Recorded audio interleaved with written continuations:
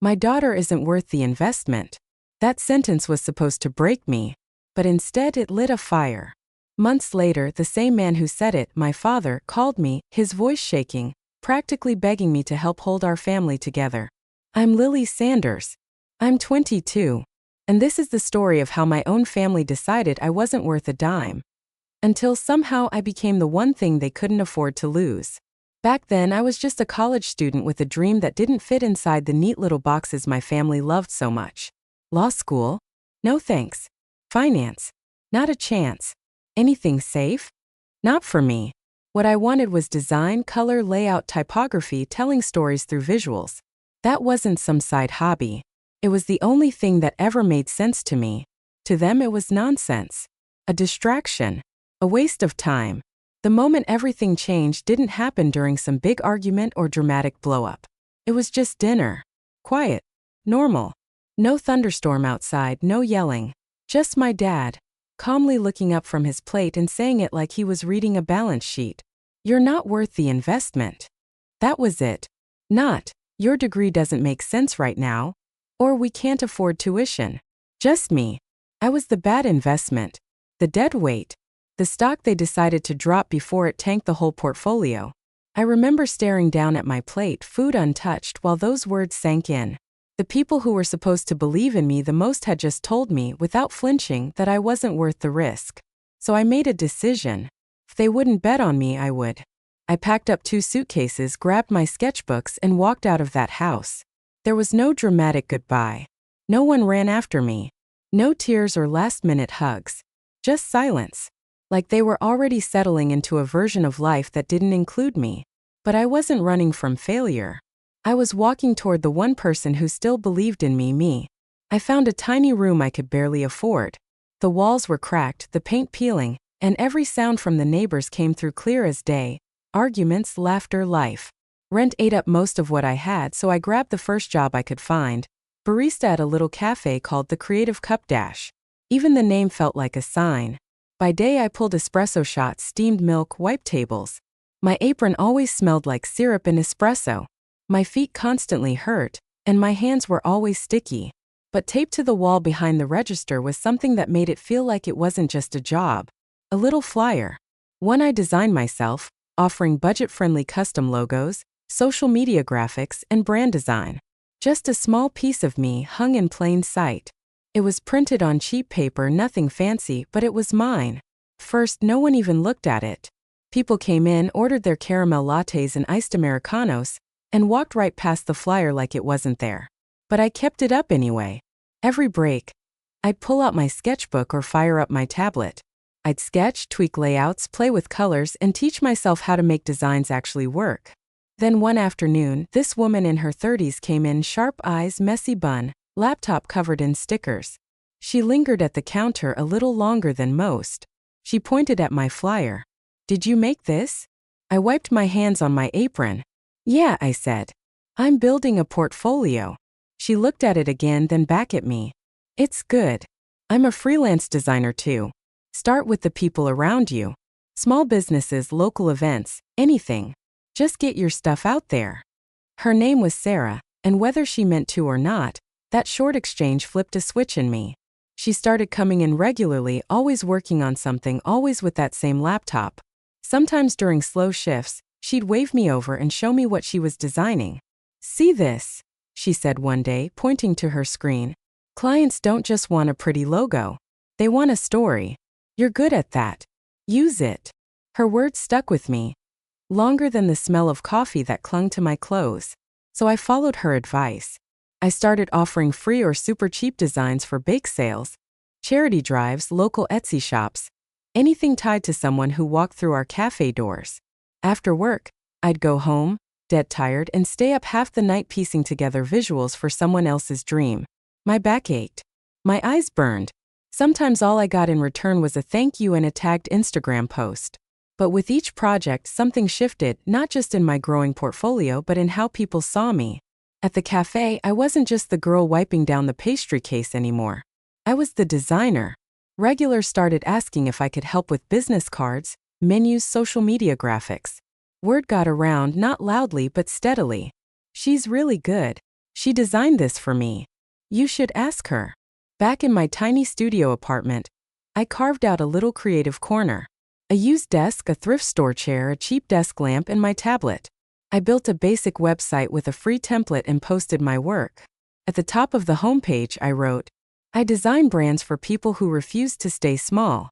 It wasn't just about them. It was about me. Every time I uploaded a project, I heard my dad's voice in my head, you're not worth the investment. And every time I got paid, even if it was just a few bucks, I imagined that sentence cracking a little more. I was drained, running on espresso and adrenaline. My days started early and ended late. But for the first time, I wasn't chasing my family's approval. I was building something for me, quietly, brick by brick. And I had no idea that one of those little projects was about to change everything. It started with a regular who always ordered an oat milk latte and camped out in the corner with her laptop. One day, as I was cleaning the espresso machine, she came up to the counter. Hey, she said, you're Lily, right? I've seen your designs on the cafe's Instagram. Did you make those? I froze for a second. Yeah, I did. She smiled. I'm Mia. I run a startup called EcoVibe. We're launching a line of sustainable lifestyle products, and we're looking for someone to help with branding. I really like your style. Are you taking new clients? My heart was pounding so hard I could barely hear myself say it. Yes, absolutely. We set a meeting for after my shift. I showed her what I had: small gigs, charity posters, cafe graphics. Nothing fancy, nothing polished. But all mine. She scrolled through slowly, asked smart questions, nodded along. I don't want something that looks like every other eco brand, she said. No basic green leaves. No cliché circles. I want people to feel movement, Mia said, pointing at a rough sketch. Like change is possible. Like choosing us means choosing a different kind of future. She didn't know it, but I understood that feeling better than most. We started working together right away. At night, I sketched logo concepts, tested out typefaces that felt both bold and approachable, and played with earthy color palettes. Greens that weren't just green but grounded, clean, and modern. We built packaging mock-ups, social media templates, and early web designs.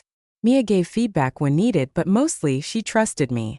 Go with your gut, she'd say. You clearly know what you're doing. Every time she said that, it was like another brick added to the foundation of my confidence. A few weeks later, EcoVibe's pre-launch campaign went live, and people noticed. Social media blew up. Engagement soared. Emails started rolling in. Other small brands began following EcoVibe and asking the same question. Who did your branding? And Mia always gave the same answer. Lily did. She referred me to 2 more clients. They referred me to others. The work kept growing. The projects got bigger. The invoices got longer. My little studio corner turned into a full-on workstation. Sticky notes covered the wall.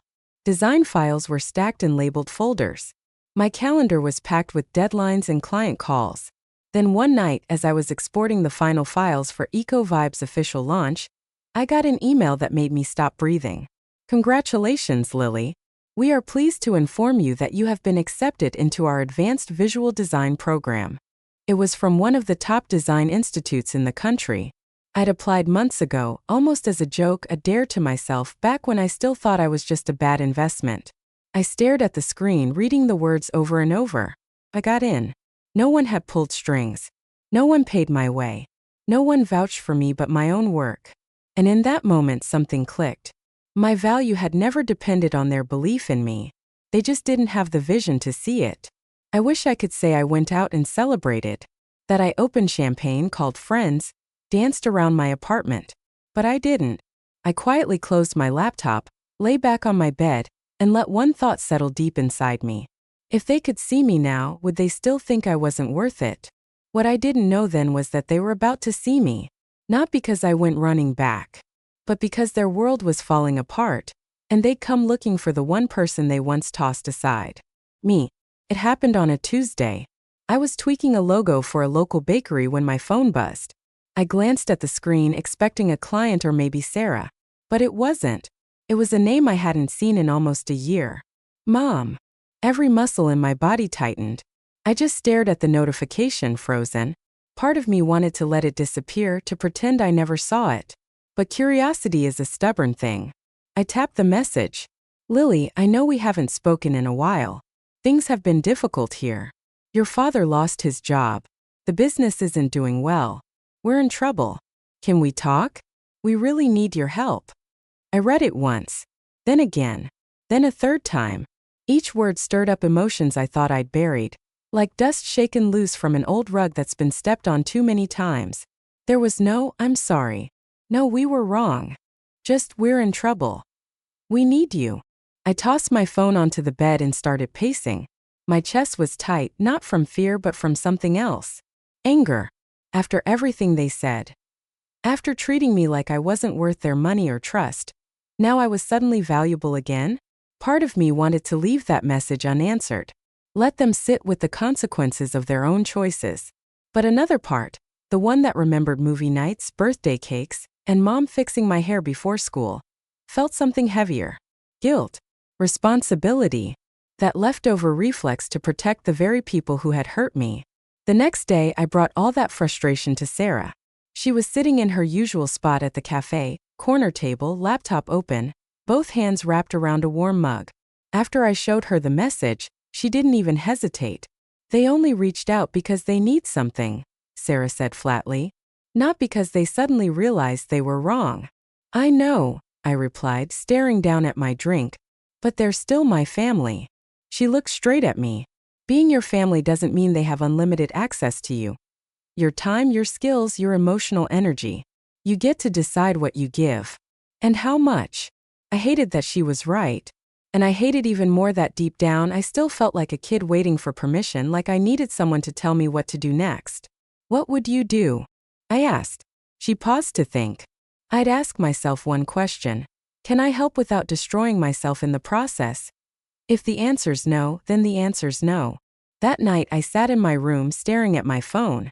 I read my mother's message again. Every line echoed the same thing in my mind. We didn't believe in you when it mattered. But now that we're struggling, we suddenly remember you exist. A big part of me wanted to shoot back something cold and final. You made your choice. Live with it. But I didn't. Instead I typed, we can talk, but I'm not promising anything. I hovered over the send button for what felt like forever. 10 full seconds of second-guessing. Then I exhaled and hit send. Almost immediately, another message came through. Thank you, Lily. Can we meet this weekend? There's a lot we need to explain. There was a time I would have dropped everything for a request like that. Not this time. This time I checked my calendar. Looked at my meetings, my deadlines, my life. I picked a time that worked for me. Not them. I didn't know it yet, but that small decision, choosing me first, was the first real boundary I'd ever set with my family. And soon, I'd be walking into a conversation that would show them exactly who I'd become without their approval. We chose a cafe that felt neutral, somewhere in the middle between their world and mine. I arrived 10 minutes early, palms sweating even though the air was cool. I ordered a drink just to give my hands something to do. When the door opened and my mom stepped in, my heart dropped. She looked older. More lines in her face. Her eyes tired. Her shoulders curved inward like she was carrying more than she could hold. When she spotted me, she hesitated for a moment, then offered a soft, unsure smile. Lily, she said. I nodded. Hi. We sat down. The silence between us was so thick it felt like it could snap. For a while, neither of us spoke. Then she let out a shaky breath. Things have been bad, she began. Your father lost his job. The business, it's falling apart. We've made mistakes. We should have handled things differently with you. But right now we really need. My chest tightened. Stop, I said, sharper than I meant to. She blinked, startled. You should have handled things differently, I repeated. You told me I wasn't worth the investment. That wasn't a mistake. That was a decision. A verdict. Her eyes filled with tears. We were under so much pressure, she said. Your father was stressed. We didn't mean. And what? I cut in. You both just decided my dreams didn't matter? That I didn't matter. The memories came flooding back. Sitting at the dinner table, staring at my plate, hearing those cold final words. I leaned in. You didn't just say no to helping with college, I said. You said I wasn't worth it. Do you have any idea what that did to me? She wiped her cheeks. Her voice trembled. We thought you'd understand. We thought you'd choose something more stable. We were scared for you. Scared for me. I let out a dry, bitter laugh. No. You were scared I'd fail in a way that made you look bad. That I'd reflect poorly on you. I could see my words landing. Hard. But I couldn't stop. You know what's funny? I said.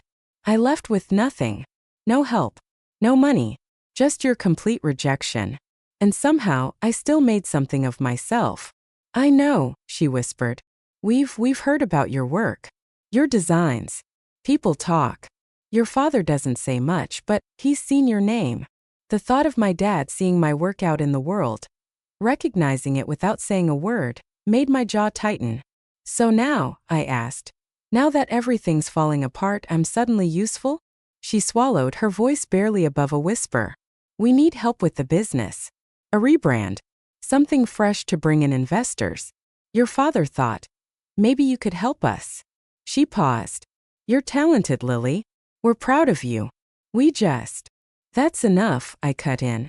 I leaned back in my chair, my heart pounding so loud it drowned out the background noise. I'm not some backup tool you dig out of a drawer when everything else fails, I said. You don't get to throw me away, and then come running back when you realize I had value all along. A couple at the next table glanced our way. I didn't care. For months, I went on, keeping my voice steady. I pushed myself to the edge, trying to prove I was worth something. Not to clients. Not to strangers. To you. And now the only reason you're here is because you want me to fix what's broken. Her eyes dropped to her hands, and tears splashed silently onto her skin. I'm not saying this to hurt you, I added. I'm saying it because you need to hear it. You can't treat people like they're worthless, like bad investments, and then expect them to be waiting with open arms when it's convenient for you. She sniffled. So that's it? You won't help us. I hesitated. That old part of me, the one desperate to be good enough, to be seen, to be wanted, was screaming say yes. But I wasn't her anymore. No, I said softly. Not like this. Not as your quick fix. Not as a bandage for the damage you helped cause. I won't be your emergency option. She shut her eyes, and the pain on her face was hard to look at. I'm leaving now, I said, standing. I hope you figure things out. I really do. But I'm not your solution. I walked out of that cafe with my hands shaking, not from fear but from something else. Freedom. For the first time I had chosen me. But that wasn't the end of the story. Because walking away, that part's easy. It's what comes after that really tests you. The days that followed felt like a blur. I showed up to work, made lattes, responded to emails, pushed out design after design. But my head wasn't fully there. My mom's face at that table kept flashing through my mind. How broken she looked, how raw her voice sounded. I didn't regret what I said. I knew I needed to say it, but I'd be lying if I said it didn't leave a mark. Sarah picked up on it right away.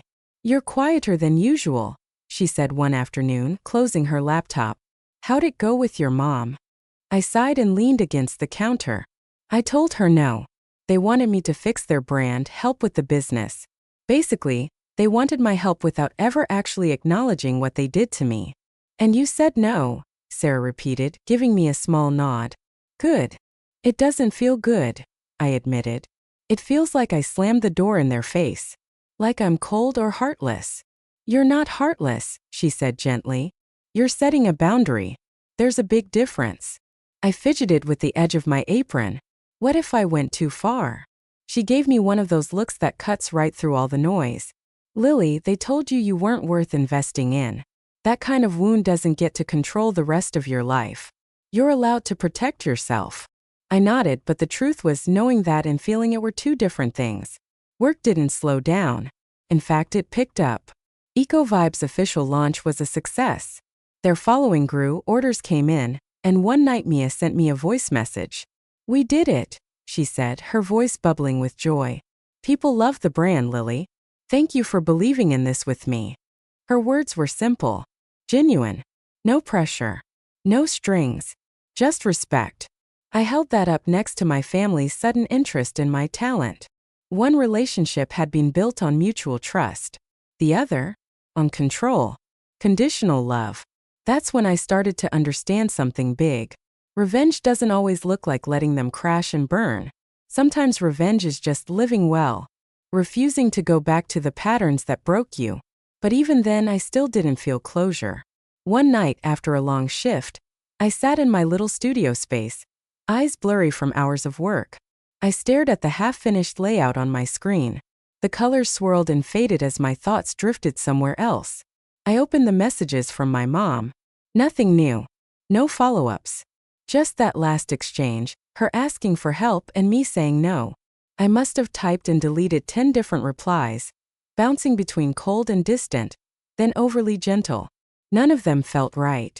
Then a different kind of thought came to me, not about fixing their problems but about fixing something in myself. I didn't want to help them out of guilt. But I also didn't want to walk away with unfinished business, still burning with anger.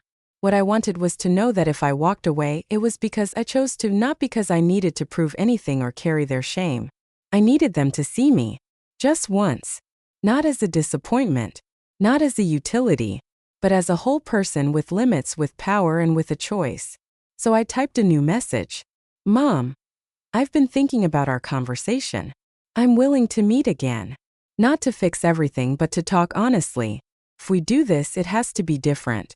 No pretending. No guilt. No expectations. I'll hear you out, but I need you to hear me too. This time her reply took longer. Okay, Lily. I'd like that. Just you and me. No pressure. Tell me when and where, and I'll be there. I picked the same cafe. Same neutral ground. But this time, I wasn't walking in as the hurt daughter hoping to be seen. I was walking in as the woman I'd built on my own. I closed the chat, took a slow breath and whispered into the quiet of my apartment. This time I set the terms. From the second I walked into the cafe, everything felt different. I wasn't early. I wasn't late. I was right on time. My head was high, my shoulders relaxed. My mom was already there. Hands wrapped around a mug, eyes staring off like she was waiting for courage to show up. Hi, I said, taking the seat across from her. Hi, she replied. For a minute we just sat there. The air between us heavy with everything that still hadn't been said. I'm not here to go over every detail, I began. We both know what was said. We both know what it did. She nodded, eyes glassy. I'm here, I continued, to make one thing clear. I have a life now. Career. Clients who trust me. A future I'm building with my own hands. That life? It's not up for negotiation. Her lips trembled. I understand. Do you? I asked quietly. Because when you reached out, it didn't feel like I mattered because I was your daughter. It felt like I mattered because I could solve a problem. Because I had a skill you suddenly needed. She flinched just a little. But she didn't deny it. You're right, she said. We didn't see you clearly. We saw risk where there was potential. We assumed failure before you even had a chance to prove yourself. And that's on us. Her honesty caught me off guard. I can't take back what your father said, she added. I can't erase those words. I should have defended you. But I didn't. I was scared, and I picked the easier side. I chose silence. There it was. The truth I'd waited years to hear. I'm not saying this to ask for your forgiveness, she said. I'm saying it because you deserved to hear it. You deserved better than what we gave you. The anger in my chest eased. Not gone but softened. So what happens now? She asked. What does this look like between us? I took a slow breath. Here's what I'm willing to offer, I said. We can have some kind of relationship. But it has to be healthy. No guilt trips. No sudden calls just because something's falling apart. And no expecting me to clean up your mess. She nodded. We won't ask you to do that. If at some point, I continued, you want professional help, branding, design, whatever, you can approach me like any other client. Formally. Respectfully. You'll pay my rates. No family discount. No emotional leverage. A faint, sad smile tugged at her mouth. You really have changed. I had to, I said. The version of me you knew? She didn't survive. We sat in that quiet for a while. I don't know if your father will ever say the words you want to hear, she admitted. He's proud in his own way. Stubborn. But I know he's seen your work. And I know he realizes how wrong he was. That's his burden to carry, I said. Not mine. Tears slipped down her cheeks, but for once I didn't feel the need to fix them. I'm not trying to punish you, I added softly. This isn't about revenge, not the kind people usually think of. It's not about getting even. Or watching you suffer. She looked up. Then what is it? My revenge, I said, locking eyes with her, is living a life where your opinion of my worth doesn't control me anymore. Where your decision not to invest in me doesn't define what I become. Where I get to choose if and how you're a part of my world. She nodded slowly, that tearful kind of understanding settling into her face. That's fair, she whispered. More than fair. We kept talking, but not about the past or the business. We talked about little things, my work, her garden, the neighbors. Mundane details that once made up the rhythm of a home we used to share. When the conversation wound down, there was no dramatic moment. No big hug. No swelling music.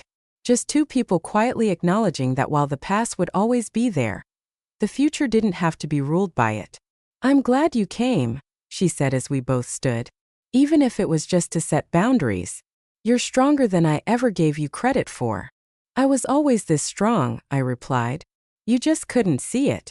We walked out of the cafe separately. And when the door closed behind me, the air outside felt different. Not lighter, but clearer. I didn't feel like the broken girl who left home dragging 2 suitcases and a shattered sense of self-worth. I felt like someone who had rebuilt herself, one late night and rejected invoice at a time. As I walked down the street, my phone buzzed. A new email from Mia. Another project in the works. A message from Sarah asking how the meeting went. A notification from EcoVibes social media. My designs being shared again, praised, appreciated. My life was full. Not perfect. Not easy, but full. The people who once labeled me a bad investment had finally seen the truth. I was never the problem. They just didn't know how to measure my worth. And now, they don't get to.